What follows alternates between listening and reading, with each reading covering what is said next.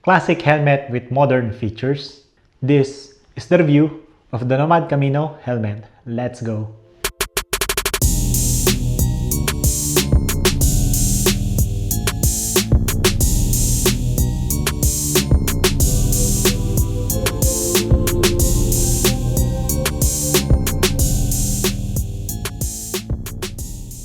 Magandang araw, ako si Jex at welcome po sa Mooncycle. At today, review natin ng isa sa pinaka-pogi na modern classic helmet sa market ngayon. Ang Camino helmet from Nomad Helmets. Pero bago po natin simulan ng review na to, as per YouTube Analytics, 75% po ng mga nanonood sa atin is hindi pa nakasubscribe. Kaya naman, please click that subscribe button para mas makagawa pa tayo ng mas marami pang videos katulad ng helmet review na ito. So, diretso po tayo sa price, no? Nagkakahalaga po ang Nomad Camino helmets ng 3,995 to 4,295. Depende po sa colorway at sa mga graphic and designs niya, no? So, sa price point na yon, kapresyo na niya yung mga entry-level helmet sa market. Pero, ang maganda dito, napaka-pogi ng helmet, no? Goods na goods to pang daily natin, no? Especially sa mga naka-classic motorcycle or naka-classic scooters na mga riders natin dyan, no?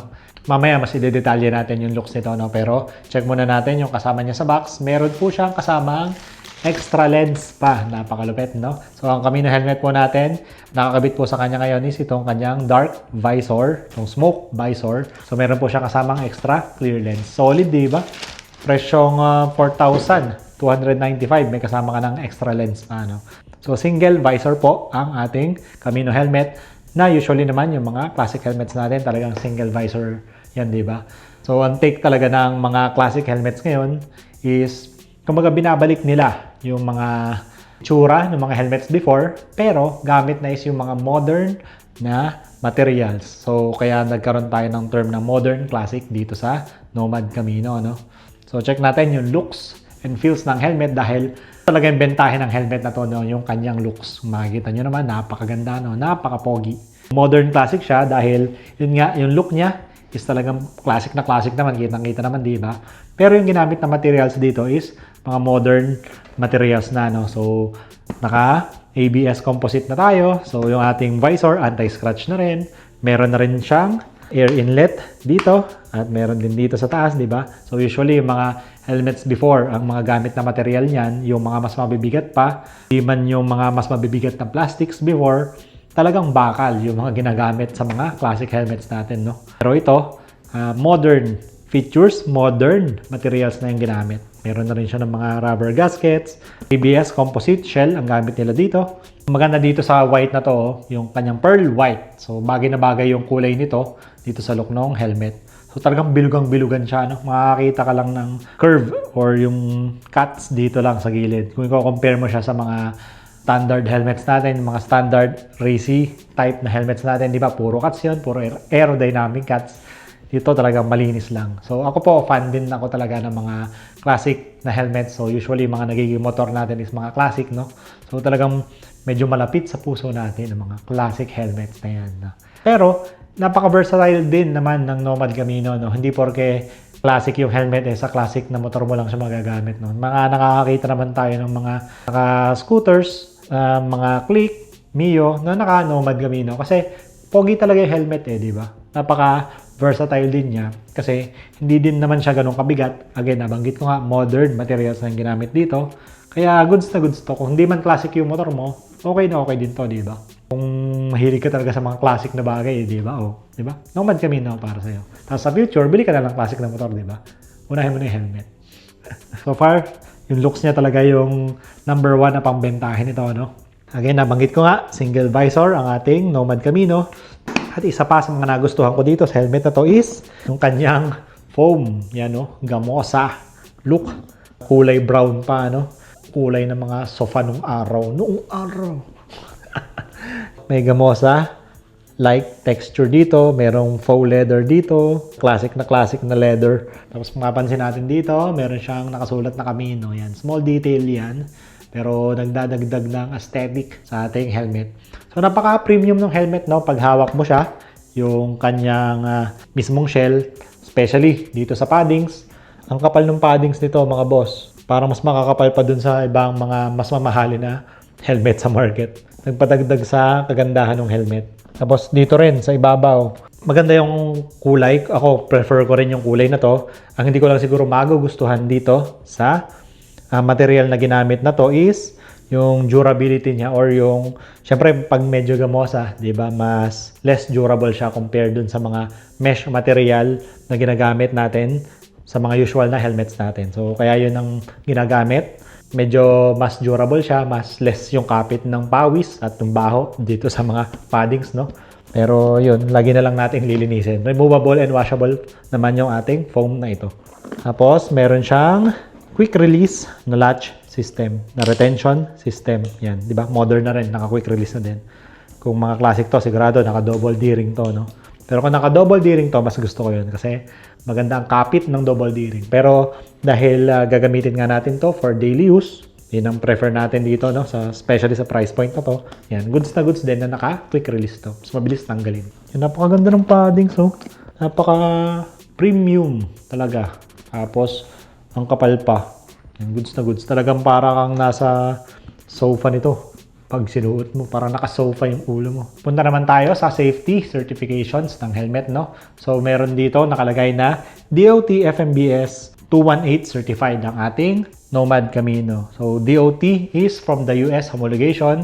Sayang lang, no? Mas prefer sana natin kung naka-ECE 22.06 na siya. Pero, no problem naman. DOT, isa rin po sa mga prestigious or kumbaga sikat pagdating sa safety certification yan sa ibang bansa. So pagdating sa safety, kampante naman tayo na dumaan sa magandang proseso ang ating Nomad Camino. At hindi naman nalalayo din talaga yung quality ng helmet na to sa mga available na helmet sa market na merong ECE 22.06 certification. So safety certification, safety mismo ng helmet, goods na goods yan. Pagdating naman sa kanyang size and weight, doon naman lalaban ang ating Nomad Camino, no? Nabanggit ko nga, di ba? Mga classic helmets talaga, kung talagang yung mga lumang helmet, mabibigat po yan. Pero ang ating Nomad Camino, nagtitimbang lang po siya ng 1,450 grams. Plus minus 50 dun sa mga accessories niya, no? Pero 1,450 grams lang po ang helmet na to. Napakagaan, no? Kahit ang kapal-kapal ng foam niya. Tapos kahit medyo malaki yung shell niya, compared dun sa ibang mga classic helmets na meron ngayon sa market, napakagaan po ng 1,450, no? Not saying na sobrang gaan, may mas magaan po, pero on the average side, nasa mas magaan po siya, no? Kaya goods na goods yan. Nakatulong din na single visor siya, kaya medyo bawas din yung weight ng pang dual visor. Pero kung gagamitin natin to pang daily, pang long ride, hindi tayo mangangawit at maganda ang performance nito pagdating sa biyahe. So para mas makita nyo rin yung itsura ng helmet, pag nakasuot na, tara i-fit natin yung helmet. Nung lumabas tong Nomad Camino, isa to sa mga pumukaw din sa atin na napaka-pogi ng helmet na to. Hindi lang siya basta classic eh, meron din siyang character. Unique sa kanya. Yun. Ang galing ng foam niya. Mukha siyang makapal dun sa entrada, no? Pero pag sinuot mo na, ang lambot, ang smooth nung pagpapasok ng helmet sa ulo natin. Napakagaling. So size large po ito. Mukha namang sakto sa akin. Actually, medyo luwag pa nga, no? Kung size medium, baka magkasya pa sa atin to. So, size large, 59 to 60 cm. So, doon naman nagre-range yung mga usual helmets natin. Ayun nga, at nabanggit ko nga kanina, talagang magaan yung helmet sa 1,450 grams na timbang niya. Pogi pa, no? Talagang pogi. Ang lupit talaga ng mga classic helmets, yun talaga yung bentahe nila, yung pagiging minimalist pero napaka-elegante, no? Bagay na bagay sa mga scooters natin dyan. Lalo't lalo ngayon na nauuso yung mga modern classic din na scooters like the Honda Giorno, Fazio, tapos syempre may mga Vespas natin dyan.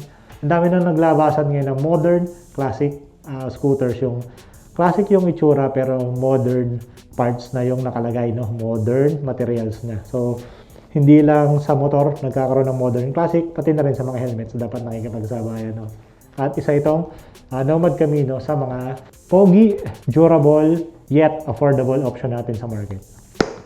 Yun, mas pogi na ako ngayon kasi naka-helmet na ako. Ang isang napansin ko dito, merong magandang hawakan yung ating visor para mas madali siyang ibukas-sara. Tapos meron kasi siyang mga rubber gasket dito na medyo prominent.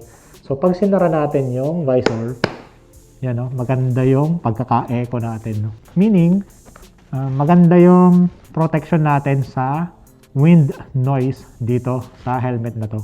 medyo kulob, no? Pero kung hindi kayo sanay na kulob kayo sa helmet, yan, medyo ibukas nyo lang ng konti. Okay na rin naman yan. Ang maganda dito, kung babiyahe tayo ng mga classic, naka Ray-Ban shades tayo, no? Yung mga aviator na mga Ray-Ban shades yan. Saka sakto lang din yung size niya, hindi siya bulky, hindi siya malaki, no? So goods na goods para sa ating mga Pinoy. Pinoy friendly tong helmet na to. Yan, pakita ko sa inyo yung itsura ng helmet. Ito, pag nakaharap. Dito sa side. Dito sa likod. At sa kabilang side. So tara, wrap up natin tong video na to. A modern interpretation of a classic design.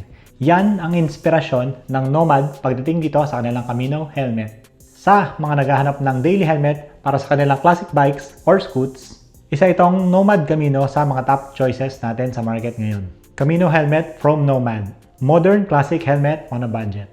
Again, maraming salamat po sa pagsama, no? Please pa-like and share naman po ng video na to. At sa mga hindi pa po nakasubscribe, please click that subscribe button para mas makagawa pa tayo ng mas marami pang videos katulad ng helmet review na ito. At kung gusto niyo namang mapanood ng classic helmet from HJC, click nyo lang tong video na to. Yan. Ito yan, no? Pero click nyo to. Yan.